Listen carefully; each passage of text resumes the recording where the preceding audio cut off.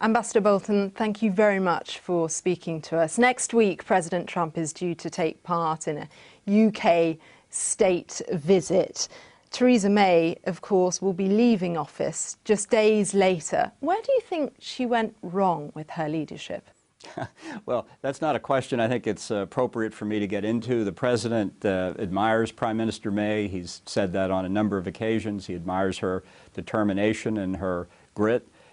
He's tried to work very closely with her because the U.S.-UK relationship is the most important bilateral relationship we have. And I think the two of them will have a lot to discuss next week, even though she's announced her intention to leave the prime ministership. I think we have a lot of issues in front of us, and it's an important celebration of the 75th anniversary of D-Day, and I think the two of them will have a lot to talk about. Of course, the Brexit negotiations will be handled by her successor. Do you think a no deal is the best option for Britain now? Well, I think President Trump's made it clear he looks forward to the day when the U.S. and the U.K. can negotiate a bilateral trade deal that will be beneficial to both countries and to see the will of the British people carried out. Now, beyond that, I think it's going to be up to the Conservative Party in the first instance to pick a new leader and then to see what happens in the negotiation process with the European Union. What kind of leader would you like to work with in the future? We know that President Trump has once again today praised Boris Johnson and Nigel Farage. What qualities do you admire in Boris Johnson? Well, look, the president has relationships with both of those men, as he has with many people in Britain because of his long-standing business interest here. He's been a strong supporter of Brexit, and I think he really does look forward to the opportunity to negotiate with a fully independent Britain outside the European Union. But beyond that, I think at this stage, it's obviously a delicate moment in the leadership selection process, and I'll leave it at that.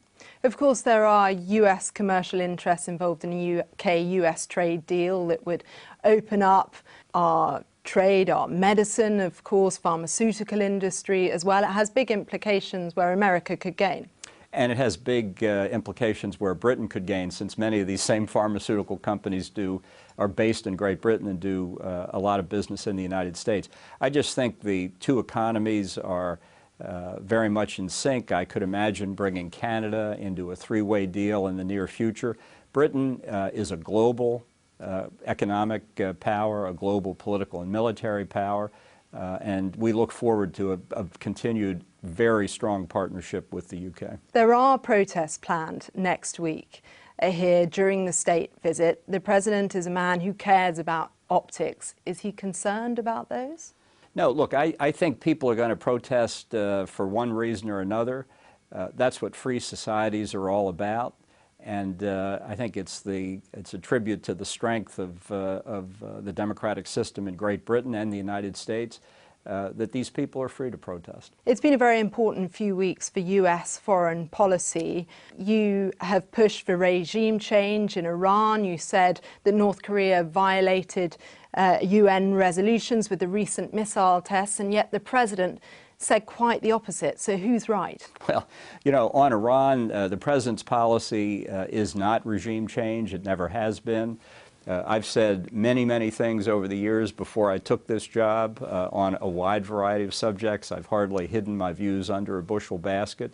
But in this job, I'm the national security advisor. I'm not the national security decision maker, and obviously the President dictates the policy. And that's certainly true on North Korea as well. The President is very determined that neither Iran nor North Korea will get deliverable nuclear weapons. He has been fully prepared to negotiate with either or both countries. He's said so since the 2016 campaign. He's held 2 summit meetings with Kim Jong-un, a precedent-breaking pair of summits. And he's held fast to the position he's expressed there that he wants to see all of North Korea's nuclear weapons program eliminated. So I think his position is very clear, and that's obviously the position of the administration. Your position on Iranian naval vessels, you say, were to blame for damage to oil tankers in the Gulf of Oman. You said that was an act of aggression, but not one the US was going to respond to. So what would it take for America to respond? Well, I've said it was almost certainly the case that Iran was responsible for the attack on the tankers. We expect that the countries of the vessels involved, Saudi Arabia, the United Arab Emirates, and Norway, will in due course, and I think fairly shortly, make public the results of their investigations.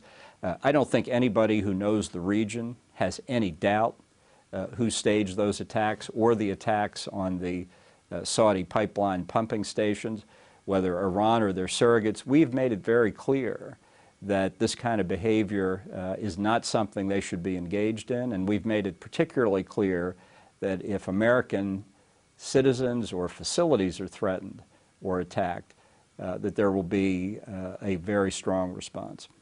Back in Washington, Democrats are now pushing for impeachment proceedings after Robert Mueller said that he wasn't able to determine whether or not the president had committed a crime. Are you preparing for that eventuality? Well, look, I'm not preparing for it because it's not in my area of responsibility. I think the President's made his position on this very clear, and the Justice Department and Attorney General Barr have made their position on it clear. And I think we'll see what happens in Congress. It's the political season. The 2020 campaign is on us, so fasten your seatbelt. President Trump said it's a filthy, disgusting word, impeachment. Do you agree? Well, I think it's obviously something the Democrats have to think long and hard about before they go down this route. I don't think the framers of the Constitution ever intended impeachment to be a political process. I think they had something very different in mind. It's something that, having watched Republicans try it against President Clinton during his administration and see it backfire, something I think politicians should reflect on. There's been a lot of discussion in the United States about you as a hawk in the White House and Donald Trump as the dove. Do you ever feel isolated? You know, whenever these stories appear in the press, I think back to an old proverb from Central Asia that goes, "The dogs bark and the caravan moves on." You've previously said that when you enter government, you have to accept that there are things that you're not going to win. Are you winning or losing at the moment? I'm having a great time. You won't be drawn on either side? Nice try. And the state visit, what do you hope it will achieve between the two countries? Well, I think it will underline the strength of the bilateral relationship. I think it will make it very clear that the interests and values of the United Kingdom and the United States are very, very close, regardless of political currents in either country. I think this is a time of challenge for free societies around the world, and I think it's very important that everyone understand just how close our two countries are.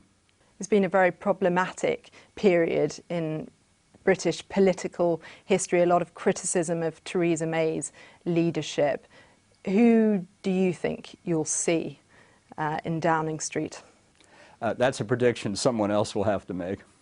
There's obviously, though, a lot of contact with various members of the British political establishment. We know that Nigel Farage has been to Washington. There's talk of him agitating for a no-deal Brexit and the gains America might make. Do you think that's appropriate for the President to have dealings with the likes of Nigel Farage at this delicate time? Well, the President will do what the President wants. I think it's safe to say that he continues to look forward to an opportunity to have a bilateral trade deal with the United Kingdom. I think that's very important for both countries. And as soon as the United Kingdom is in a position to engage in those negotiations seriously, we're prepared to do so as well. Ambassador Bolton, thank you very much indeed for speaking with us. My pleasure.